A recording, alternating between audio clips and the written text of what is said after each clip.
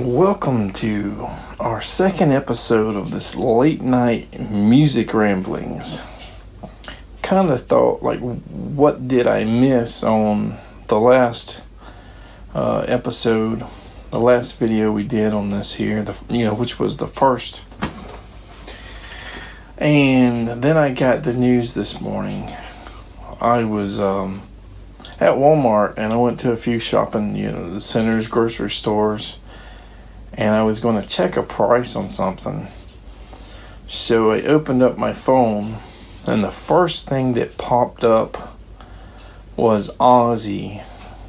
Rest in peace. He just did this back to the beginning Black Sabbath / Ozzy / all of, or a big chunk of metal bands and stuff. And I guess you could say alternative bands too. I guess they had Billy Corgan, they had Tool, Metallica obviously, Guns N' Roses, several other bands. Most of you guys probably clicking on this channel haven't watched my trying to get the Black Sabbath sound, where we bought that guild right there. And it's not an SG, but it sort of looks similar to an SG that Tony Iommi plays. And I bought it for the specific purpose of, down tuning it and having that Black Sabbath-esque sound. I think his first two albums, he didn't down tune his guitar, and so I think Paranoid's not down tuned. But a few of the other albums, what is it, Sabbath, Bloody Sabbath, was it Volume 4? That sort of hopefully can tell you guys that they were a big inspiration. And I'm going to say Ozzy was the first inspiration, because Ozzy was a solo artist when I started listening to him. And I think one of my friends got No Rest for the Wicked.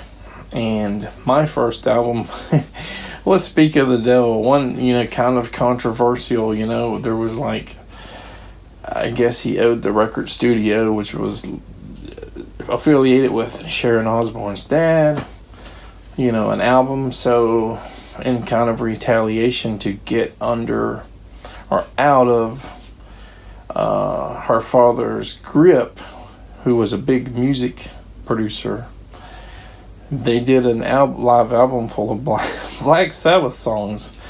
And I think some of the live songs on that album, to me, sounded better than some of the original studio recordings. And I'll say that about Poison too. Their Swallow This Live album, I kind of think most of their live songs on that album sound better than their studio albums. And the album I got was, I think it was a double LP, a record vinyl, 12 inches. It wasn't, on cassette, because I really didn't like cassettes. I have almost all of Ozzy's albums, and I would say I think all of Black Sabbath albums on record, at least the ones with Ozzy, and I have a few of their albums on CD. Anyway, they definitely would be my biggest inspiration for getting into electric guitar, at least. The No More Tears album and that era is the first time I sort of got introduced to MTV, because I was vacationing in Tennessee. And of course, we didn't really have cable TV. And wow, MTV was awesome back in the day. And I would have sat there, all night listening to it, watching it. But I was a young kid, and family members said, "Hey, turn that off, it's getting late." But I remember watching No More Tears, and probably Road to Nowhere, and maybe Mr. Tinker Train, And yeah, I mean, but Black Sabbath is probably the band over Ozzy, even though I started listening to Ozzy as a solo artist, as I said. Black Sabbath would have been what inspired me more than, just something from Zakk Wylde. Sorry, Zach, you're a great player. I mean, you really do, emulate, Randy Rhoads pretty well. I think my favorite Black Sabbath album was probably Sabbath Bloody Sabbath. I don't think there's a bad song really on the album, and I could probably listen to it all day long if it were just me. But other people in the household say, turn that off. So when I read that, the news, it hit me hard. I'm like, I don't really want to be here. I don't want to have to drive home and think about this. Very rarely does a celebrity or singer, some kind of artist, pass away where I feel that way. Chuck Berry was, in his 90s. He played till his death, basically. He had a good run.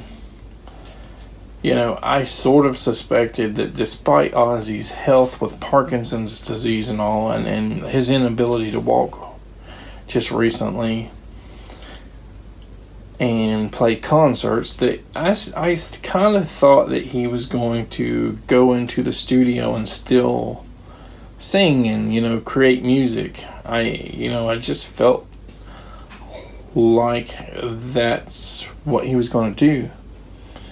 But I read that he had to get off his Parkinson's medication so that he could have some more clarity in his voice and stuff when he was going to sing his final songs at that concert. So maybe he was in a little rougher shape than people knew.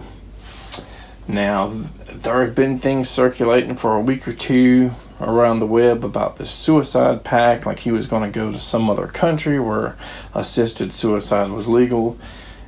I don't know if that happened. The family sort of shot a lot of that down, or that he was in worse health than he was. But again, celebrities, most of them, I think, choose not to say how bad things are, because you don't want the media surrounding you when in your final days and hounding you. I just don't know what to say about that. But it's their right to either deny that. Anyway, the more I thought about never going to an Ozzy Osbourne concert, something I sort of dreamed of doing for years and years since I was a teenager, and I just felt like this was too soon, despite the health stuff, and it really bothered me. And I think this is going to be strange, because the only other time that I can recollect where an actor or somebody passed away where I felt like this probably would have been Andy Griffith. Andy was, I think, in his 80s. He had gone through a lot of heart condition issues. So he was in bad health. And I grew up watching Andy Griffith's show. Who didn't, my age? Despite not having cable TV until a little bit later in my childhood. and having one or two antenna channels that would come in. Sometimes you'd be watching a show through a bunch of static and snow.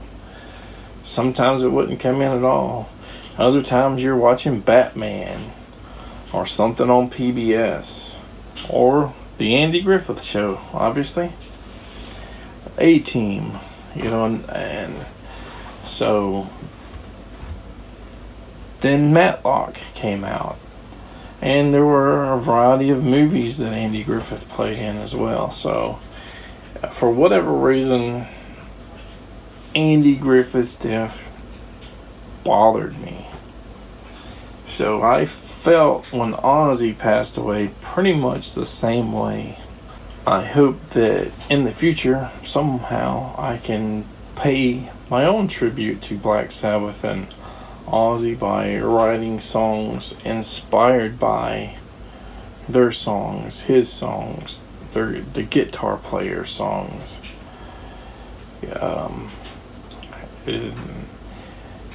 I, like everybody else, when I picked up a guitar for the first time, or maybe not the first time, but started to learn songs, you have to, you either go through a songbook or you learn it by ear or somebody else teaches you, and you try to play something, usually that someone else has written and sung.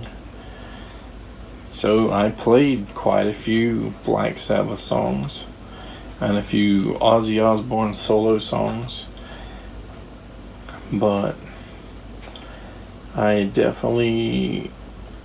get it. I even hear some of the stuff that I played have sort of a Led Zeppelin inspired, something that sounds similar. So I think maybe I need to try to pay tribute. Whether or not anybody ever hears it, a song, 2 songs, 5 songs before I pass away.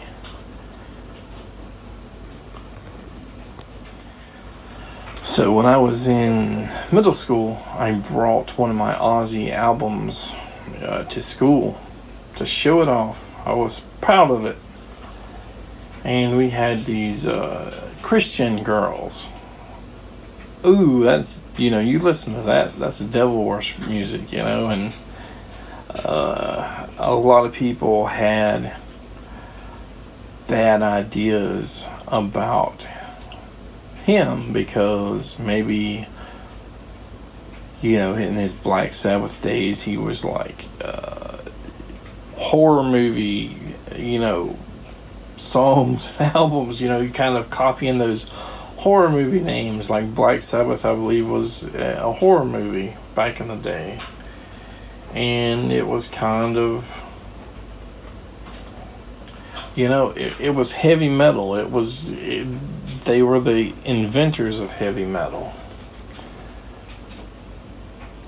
But I guess Ozzy, whether it was through his own craziness or through Sharon's, ability to exploit, oh, he bit the bat, the head off the bat on stage. He bit the dove's head off in the whatever music studio or Epic or wherever he was at, and got banned from the building for life.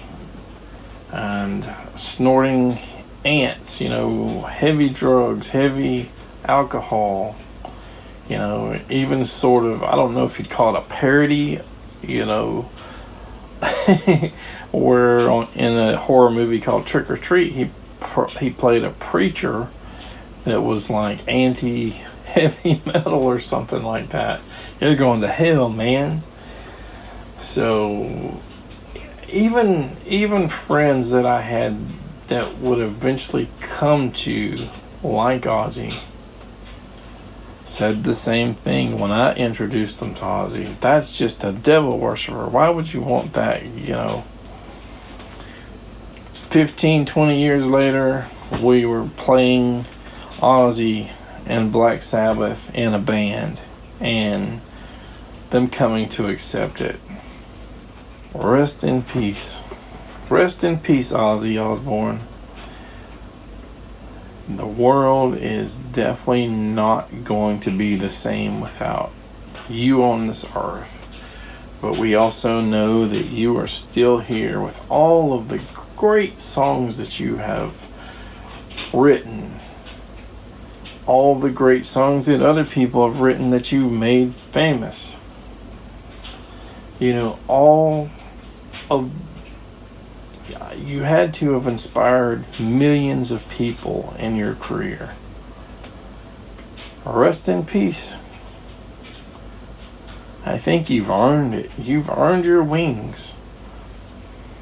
Take care, guys.